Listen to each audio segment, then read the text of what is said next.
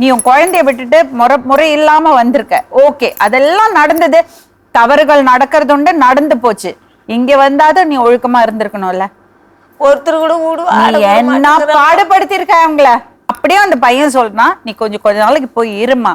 உங்க 2 பேருக்குள்ள உண்மையான அன்பு இருந்தா நிச்சயமா அவன் வருவான். இப்ப கொஞ்ச நாள் அவனை விடு. அவங்க அப்படித்தான் போன்ல எதுக்கு டிவிக்கு போனா நாட்டு வர முடியாது. நாங்க எதுக்கு நீ திரும்பி அந்த பிள்ளை கல்யாணம் பண்ண? ஆமா, நான் கை காலில் விழுந்து கூட கல்யாணம் பண்ணிப்பேன். சரிம்மா, இப்போ அவன் கல்யாணம் பண்ணறதுக்கே முடிவு பண்ண வச்சுக்கோ, நீ என்ன பண்ண முடியும்? நீ ஒரே ஒரு விஷயம் சொல்லு.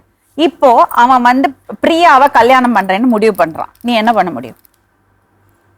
நான் ஒண்ணும் பண்ண முடியாது. நீ என்ன பண்ற? கை காலில் விழுந்தா நான் கட்டிக்குவேன், உனக்கு என்ன? நீ இப்ப எனக்கு தேவையில்ல. தேவைப்படுற மட்டும் தேவையில்லை. இப்ப அவனுக்கு தேவையில்லை சொன்னா நீ என்ன பண்ணுவ?